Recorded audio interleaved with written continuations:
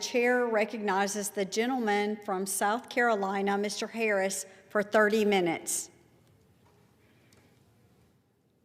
Madam Speaker, I ask unanimous consent to have 5 legislative days to revise and extend my remarks and include extraneous material on the topic of the special order into the record. Without objection. Madam Speaker, in November of 2024, the American people didn't just cast votes. They issued a thunderous mandate. It was loud, it was clear, it was unmistakable. They rose up and they declared, enough is enough. Enough is the reckless spending that mortgages our children's future. Enough of open borders flooding our communities with chaos and danger. Enough of unelected bureaucrats and activist judges lording over a free people. Enough of weakness abroad, surrendering to our enemies while our adversaries laugh. The voters didn't send House Republicans back to Washington to warm chairs, cut ribbons, and play defense. They sent us here to fight. They sent us here to do government differently, to reverse the damage, to restore what made America great. And now, the moment of truth has arrived. What must the House Republican majority do in 2026? And why must we act boldly, without apology and without hesitation? The American people expect a Republican-led Congress to deliver results. Alongside President Trump, we must leverage our House and Senate majorities to advance a bold agenda fulfilling more of our promises. We must act urgently in the first quarter of 2026, using every tool available to compel the Senate to deliver now. You see, the stakes extend beyond the next election. America's future depends on it. This evening, I want to take a few moments to lay out that answer. 4 priorities. 4 commitments, 4 reasons the future of the Republic depends on what we do next. First of all, there must be a priority to cut spending, because a nation that can't balance its books can't defend its future. The most fundamental duty of any government worthy of the name is stewardship of the taxpayer's hard-earned dollar. Families balance their checkbooks every month. Small businesses live within their means, or they fail. Yet for too long, Washington has acted as if math, morality, and accountability simply don't apply here. Today, right now, in January of 2026, our national debt stands at more than $38.4 trillion. Madam Speaker, that's not just the statistics. It's a theft from our children. It is bondage for our grandchildren. It is a crushing burden that grows by billions every single day, while interest payments alone devour more than $1 trillion a year. Please, let's be crystal clear with America. We do not have a revenue problem. We have a spending problem and a massive fraud problem in this country. Just look at the scandals exploding across this country right now. In Minnesota, Democrats allowed millions of taxpayer dollars to flow to fraudulent daycare centers, fake operations with misspelled signs, empty buildings, no children in sight. And yet they pocketed huge sums from programs meant to help the vulnerable children. A viral investigation by independent journalist Nick Shirley has triggered federal probes, payment freezes, and demands for accountability. Money intended for children, stolen by criminals exploiting government incompetence. Back home in my own state of North Carolina, a fresh federal deficit or audit just revealed that 54%, more than half of the state's non-domiciled commercial driver's license were issued illegally, often to foreign nationals whose driver's license were valid long after their lawful presence in the United States had expired. I submit to you, this isn't a clerical glitch. It's a systemic failure that is putting the lives of Americans at risk on our highways, wastes taxpayer resources, and yes, threatens millions in federal funding. Ladies and gentlemen, fraud is never victimless. It robs seniors of the benefits they earned.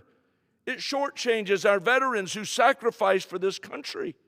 It burdens working families already struggling to get ahead, and it saddles future generations with debts they never agreed to carry. And so in 2026, I believe House Republicans must do what Washington has refused to do for decades: hunt down waste, fraud, and abuse and shut it off at its source. That means oversight with real teeth, audits that trigger prosecutions, not just reports, and zero tolerance. Cut funding to any agency that refuses to clean house and deal with the situation. Only a year ago, several in my party were hyping up DOGE, the Department of Government Efficiency. I must ask, where's the enthusiasm now? Why are we not continuing to slash the waste, fraud, and abuse? We did it with USAID, NPR, and PBS. But listen, we can't stop there. While we're wielding the budget axe, let's be unequivocal about what should never receive another dime of taxpayer money. No taxpayer-funded abortions, period. Full stop. The federal government must never force Americans of faith, or any Americans for that matter, to bankroll the destruction of innocent life. Life begins in the womb. And America must never apologize for defending the most vulnerable among us. And there is one more pipeline that I believe must be severed. No funding for lawless jurisdictions. Cities and states that are defying federal immigration law, harboring criminals instead of enforcing the law, should receive not one more cent of federal grants. We cannot, we must not continue rewarding sanctuary politicians who put American lives in the crosshairs. This past Saturday, on what would have been Laken Riley's 24th birthday, we paused to remember a bright, compassionate nursing student whose life was stolen far, far too soon. Laken was jogging on a college trail, doing what young Americans do every day, full of promise, full of faith, full of future. She never made it home. Her killer, my colleague talked about tonight, an illegal alien with ties to the Venezuela gang Tren de Aragua, who crossed our border, was released, and then brutally ended her life. Don't forget Laken. Don't forget Rachel Morin. Don't forget Jocelyn Nungare. Don't forget the countless American victims, daughters, sons, mothers, fathers who have been lost to the chaos of a reckless open border policies that have been pushed by the radical progressive Democrats. These same Democrats remain unashamed. They fight harder. They fight louder for violent criminal aliens than they ever do for the American families that have been left shattered. They shield sanctuary cities that harbor lawbreakers, defund enforcement, and turn their backs on our people. But we remember, and because we remember, we must act. In 2026, House Republicans must keep fighting. No more federal dollars for sanctuary jurisdictions that defy the law. And I mean no more excuses. No more American blood on the hands of politicians who choose criminals over citizens. Lakin's memory demands it. America's safety requires it. And we will not rest until justice is restored for Lakin, for every victim, and for every family that deserves to feel safe in their own country. If a city wants our taxpayers' money, it must follow federal law. If it chooses to act as a sanctuary for lawbreakers, let it do so on its own dime, not ours. Cut the waste, cut the fraud, cut the funding to lawlessness. That's how we'll restore fiscal sanity. That's how we'll restore public safety. That's how we'll restore moral clarity to Washington. And I mean starting today. But there's a second priority: to conserve our way of life. Because a republic only survives if its foundations are defended. You know, the Bible says in Psalm 11:3 that if the foundations be destroyed, what can the righteous do? You see, the second mission of the House Republican majority in 2026 is clear and non-negotiable. We must conserve the American way of life. What good is economic prosperity if our freedoms, the very soul of our nation, are eroded day by day? Let's start with the foundation of self-government. Yes, I'm talking about our elections. Only American citizens should vote in American elections. This is not controversial. This is common sense. The House has already acted decisively. We passed the SAVE Act requiring documentary proof of U.S. citizenship to register for federal elections. The need for the SAVE Act couldn't be clearer. Just in my own state of North Carolina, last fall, the DMV admitted to registering an unknown number of non-citizens. And this is just the tip of the iceberg. Americans, I believe, demand that we have secure elections. And yet the SAVE Act has been sitting in the Senate gathering dust. And the question, it's clear: when will the Senate pass it? A nation that cannot secure its elections cannot preserve its liberty. An election integrity is not voter suppression. It is the bedrock of a representative government. Now, let's talk about justice. We're witnessing a dangerous trend. Rogue, unelected district judges legislating from the bench. You know it. Issuing sweeping nationwide injunctions that overrule the will of the people, the president, and the Congress. That's not how our Constitution works. That's why the House passed the No Rogue Rulings Act, limiting injunction to the parties in a case, not the entire country. And yes, once again, it awaits Senate action. The question I raise once again: when will the Senate pass it? Courts interpret the law. They do not make it. They do not govern the nation. And we must also defend the rule of law itself. American law is grounded in one constitution, not foreign legal systems. Let me say it clearly. Sharia law has no place superseding federal or state law in the United States of America. We must protect our nation from violence and ideologies that are antithetical to the Constitution. We are one nation, one Constitution, one rule of law, period. And finally, while we're talking, think about free speech. The First Amendment right our founders placed first for a reason. And yet today, As a pastor, I understand that pastors are being muzzled. Churches are being intimidated. The IRS has been weaponized as a tool of censorship, threatening tax-exempt status for daring to speak biblical truth on the moral issues of the day.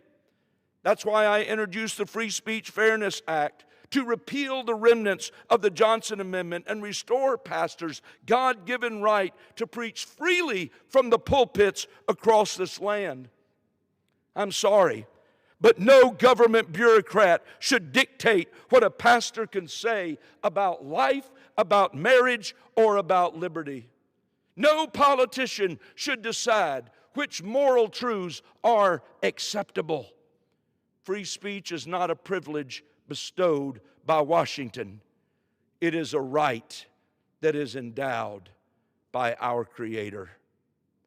Sadly, America has been drifting away from basic common sense. And nowhere is this more painfully evident than in the world of sports. Our daughters are being forced to compete against males. Our sisters are being forced to share locker rooms and changing spaces with boys. Today, the highest court in our land is grappling with this very issue. This very day, the Supreme Court heard oral arguments in two critical cases, Little versus Hickox and West Virginia versus BPJ, to decide whether state laws that protect girls and women's sports by basing eligibility on biological sex at birth violates Title IX or the Equal Protection Clause of the 14th Amendment. But I submit to you tonight, the American people have already spoken clearly. It was a January 2025 New York Times poll that found that 79% of Americans, including a majority of Democrats, believe athletes who were male at birth but pretend to be female should not be eligible to compete in women's sports. That's exactly why the House passed the Protection of Women and Girls in Sports Act of 2025. Which restores fairness by clarifying that Title IX protects biological females in federally funded athletic programs. And yet, Senate Democrats blocked it last year, standing against the overwhelming will of the American people. When will Democrats stop rejecting common sense and start listening to the American families they claim to represent? You see, in 2026, House Republicans will keep pushing these bills forward, demanding Senate action, defending our elections, our courts, our laws, and our voices. Because if we don't conserve the American way of life right now, who will? Who will? We will not apologize. We will not back down.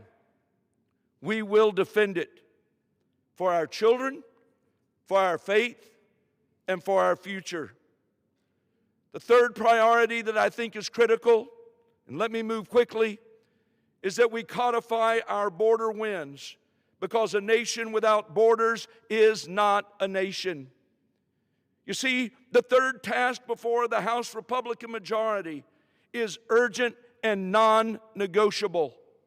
We must codify our border wins into law. President Trump has delivered on his promise to secure the border. Customs and Border Protection has achieved 7 straight months of, get this, zero releases of apprehended illegal immigrants into the United States from the border. In 2025, DHS enforcement operations resulted in more than 605,000 deportations. But I submit to you tonight that executive action is not enough. Temporary enforcement, not enough. America needs permanent border security. We must ensure the security of our nation is not undone by the stroke of a pen of a future administration. That means passing H.R. 2, the Secure the Border Act. This legislation, as you will recall, finishes the wall, ends catch and release, restores interior enforcement, and puts American sovereignty back where it belongs, in American hands. For years, we were told securing the border was impossible. And then President Trump proved it was possible, simply when the law is enforced.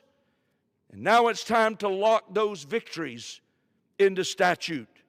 No more open borders. No more fentanyl flooding our streets.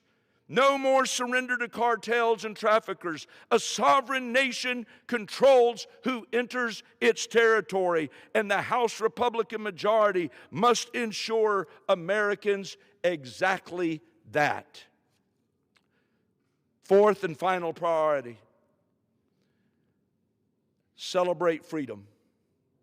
Celebrate freedom. Because America's greatness flows from liberty, not government control. You see, in 2026, House Republicans must do what the radical left despises most. We must celebrate and defend freedom. And yes, that starts with health care, where big insurance and big government have trapped Americans into a broken, unaffordable system they don't control. Just last month, a bombshell GAO report exposed the truth. The Obamacare marketplace rubber-stamped approvals for 96% of fake applications. Get that. Fictitious identities, stolen Social Security numbers, dead people, and yet billions in taxpayer subsidies flowed straight to the insurance companies. Your hard-earned dollars wasted on fraud while families facing skyrocketing premiums. Democrats are fighting tooth and nail. You know what they're fighting tooth and nail to do? To keep funneling subsidies to big insurance giants, to let wealthy individuals continue to access government-funded health care, to allow some Americans to pay zero for coverage while the rest of us foot the bill. But I'm glad to say tonight, Republicans are fighting for you, the American people. Expand real choices for families. Increase competition to drive down prices.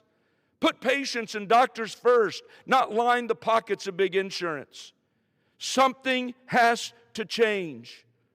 And we must put health care back in the hands of individuals, not bureaucrats in Washington. And a powerful first step: expand health savings accounts, HSAs. HSAs empower families to make their own decisions.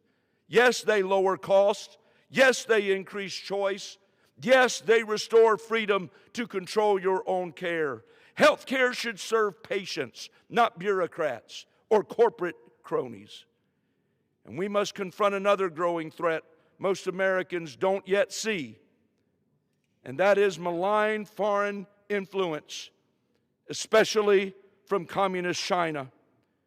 Our colleges and universities have taken hundreds of millions. Estimates now actually exceed $426 million in recent years from foreign adversaries like China, selling access, influence, and sensitive research to the highest bidder.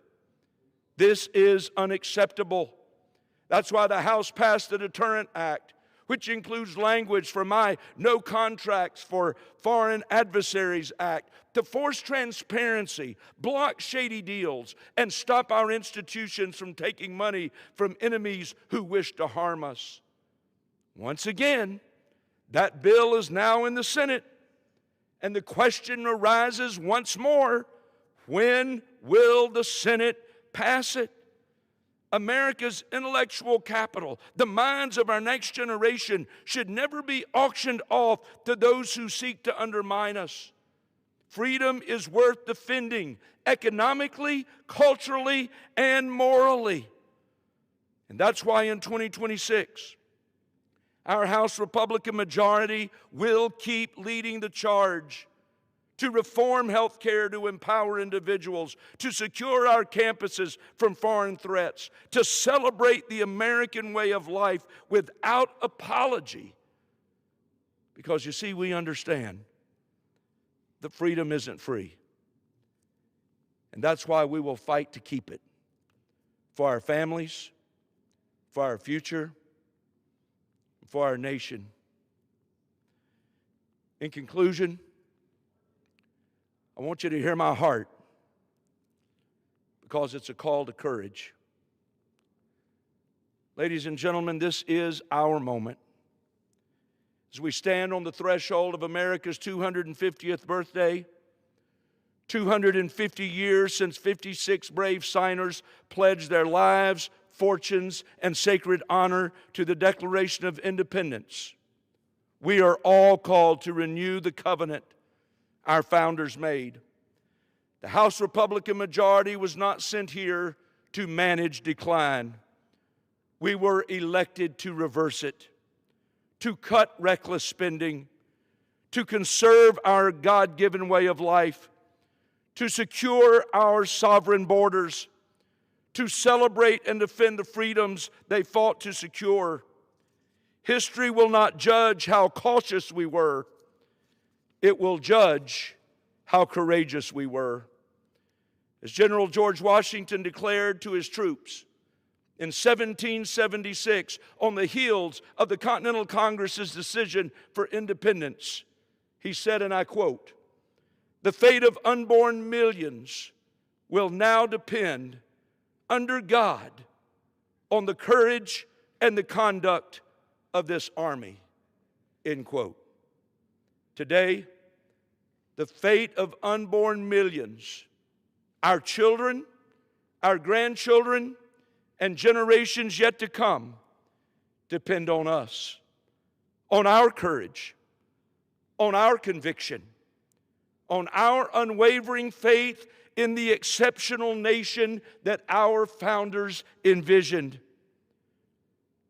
So I implore you, let us act with conviction. Let us lead with faith.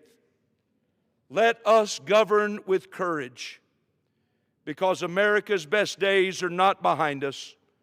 They are still ahead. And if we are bold enough, faithful enough, courageous enough to fight for them, we will see it through.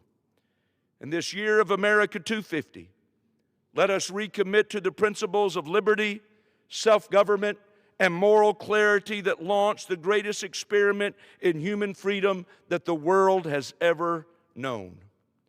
We will not shrink. We will not surrender. We will fight. And we will win for what our founders built and that we are called to preserve.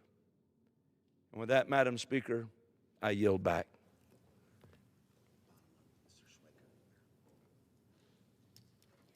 Under the Speaker's announced policy of January 3rd, 2025, the Chair recognizes the gentleman from Arizona, Mr. Swaggart, for 30 minutes.